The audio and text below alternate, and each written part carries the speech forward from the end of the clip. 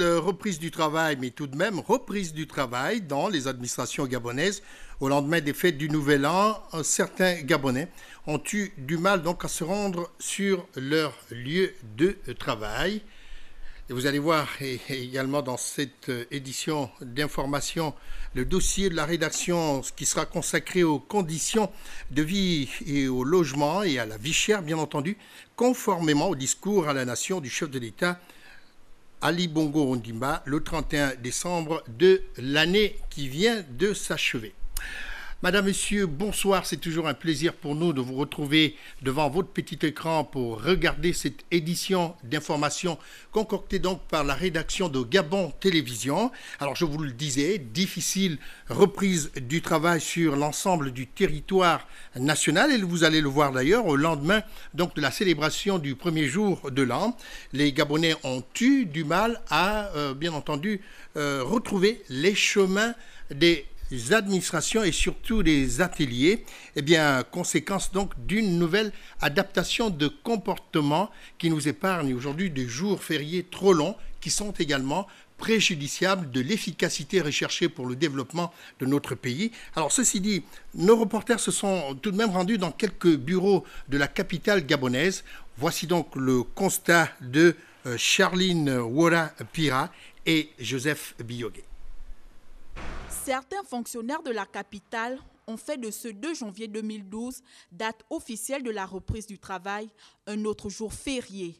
Après avoir sillonné quelques administrations de Libreville, l'on constate que cette reprise de travail a été timide. Dans les bureaux administratifs, on note par exemple l'absence de certains agents à leur poste de travail. Chaises inoccupées, couloirs vides, c'est le paysage que nous offre l'administration au lendemain de la fête de la Saint-Sylvestre. Si la reprise du travail est restée difficile à quelques endroits, il n'en demeure pas moins que certains agents, épris de la conscience professionnelle, ont répondu présents à leur poste de travail. Pour l'heure, les fêtes sont devenues un souvenir, place désormais au travail. Nous restons toujours dans le cadre donc du discours du chef de l'État Ali Bongo Ondimba, vous vous souvenez, le 31 décembre dernier. Et vous le savez encore, notre pays est littéralement engagé sur la voie des réformes qui sont impulsées par le premier des Gabonais que je venais de citer, Ali Bongo Ondimba. Des réformes qui touchent tous les secteurs de la vie de la nation. Et lors de son adresse aux Gabonais le 31 décembre dernier, je reprends, le président de la République a donc annoncé le transfert des compétences de la CNSS à la CNAM-GS. Alors Jean-Augustin Ndiengui nous relate un peu tout cela dans ce commentaire, voire dans cette analyse que vous allez suivre en ce moment. Une année s'en va, une autre arrive, mais les difficultés liées aux conditions sociales demeurent toujours dans ce siècle de modernité où l'accès des populations à toutes les commodités de base se fait de plus en plus ressentir. C'est donc soucieux de l'amélioration des conditions de vie des populations que le chef de l'État Ali Bongo Ondimba, lors de son adresse à la nation, a fixé le cap de ce que devra être 2013 en termes de protection sociale.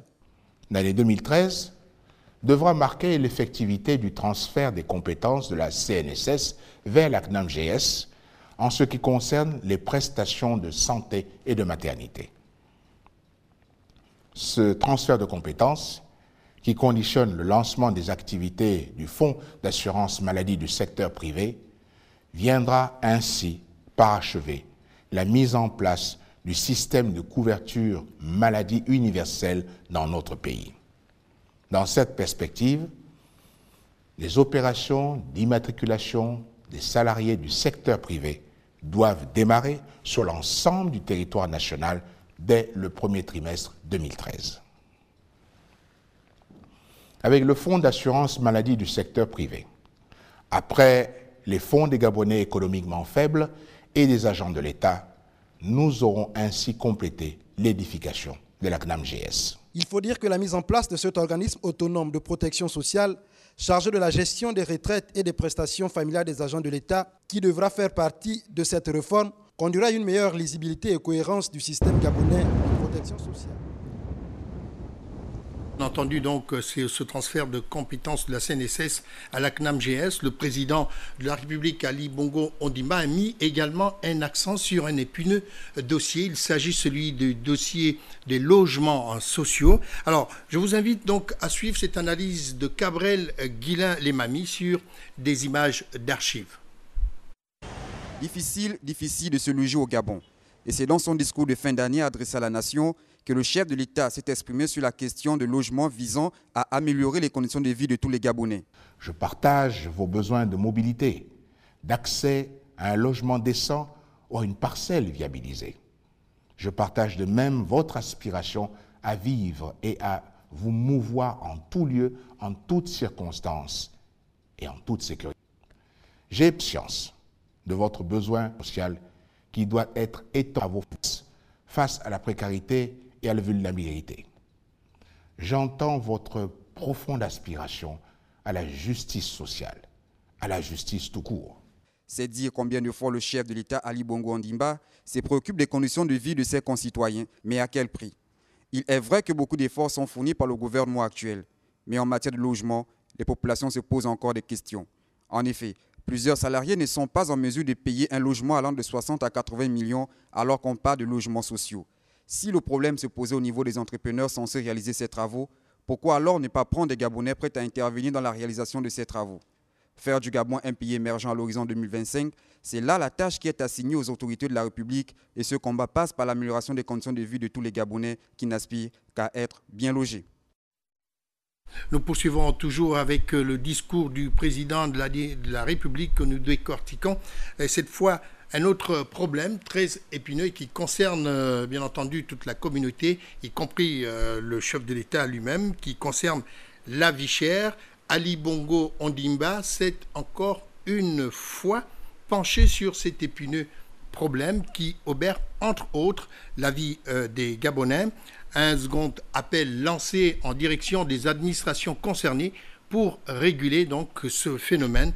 Voici l'analyse donc de Paulin Siaki sur des images d'archives.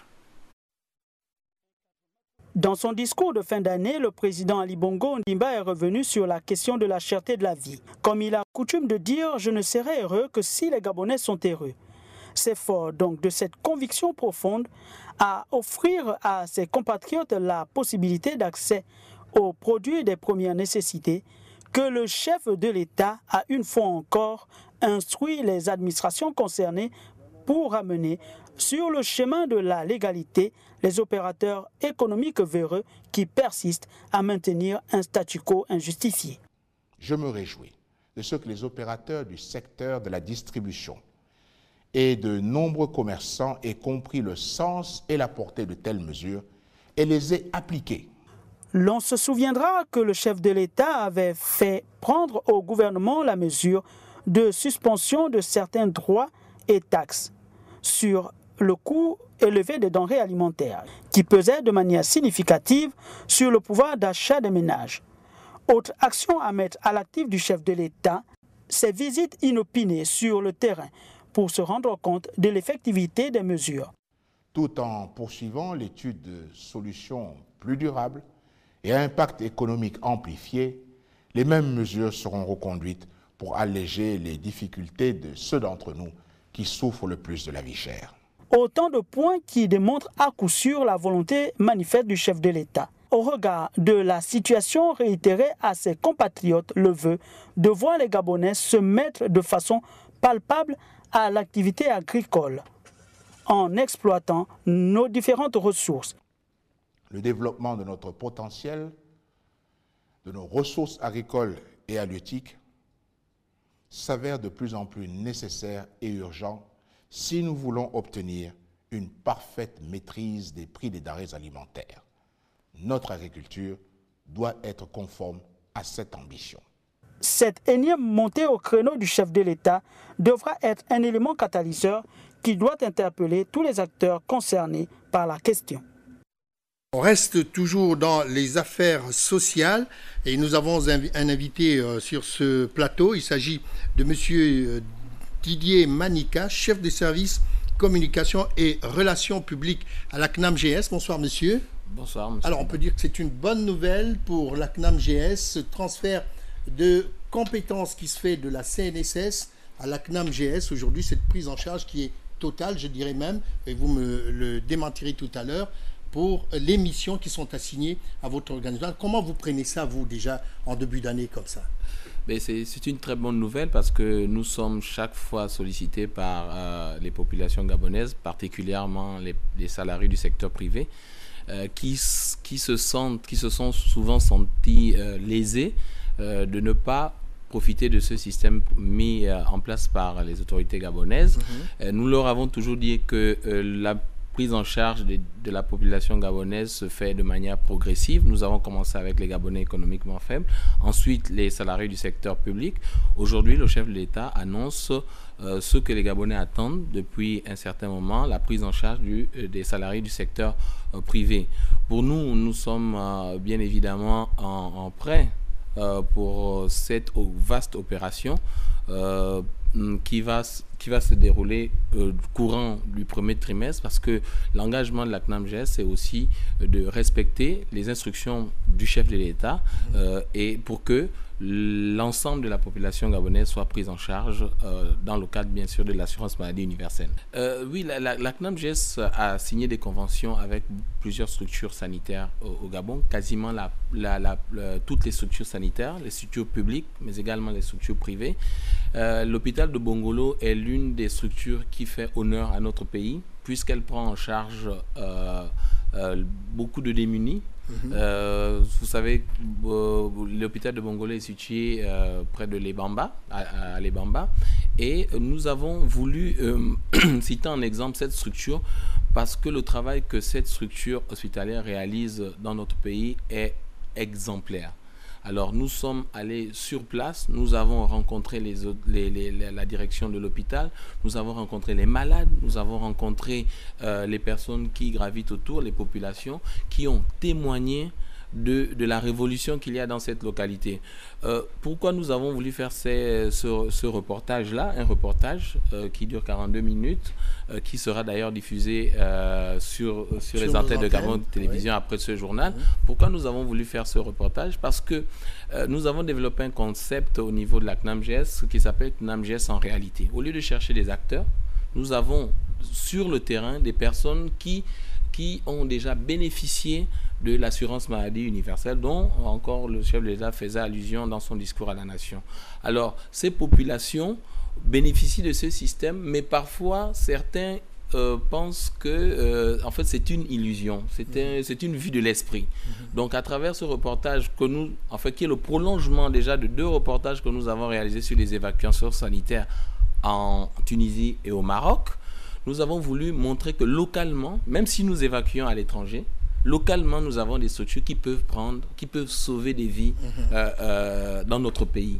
Et la méthode, l'approche de l'hôpital de Bongolo est tellement touchante que nous avons voulu montrer à la face du monde, parce que la RTG est suivie aussi à l'extérieur du Gabon. Nous voulons montrer à la face du monde qu'il y a des gens dévoués qui, chaque jour, se consacre à sauver ces vies-là. Et il y a un aspect assez particulier parce que Bongolo, c'est aussi un lieu touristique qui allie aussi la spiritualité, puisque Bongolo fait partie de l'Alliance chrétienne, et l'approche de l'accueil des malades, l'approche de la guérison des malades est joint à une approche purement spirituelle. Et nous voulions montrer ça à la face du monde, que même si on évacue des malades à l'étranger, il n'empêche que sur place, nous avons des structures qu'il faut citer en exemple. Et en plus, les évacuations sanitaires actuellement coûtent extrêmement cher à notre institution. Et parfois, certaines personnes prennent l'évacuation sanitaire comme du tourisme. C'est pour nous aussi l'occasion d'attirer l'attention des uns et des autres que l'évacuation sanitaire relève du côté médical, et qu'il s'agit d'une opération lorsque des structures dans notre pays ne peuvent pas prendre en charge un malade.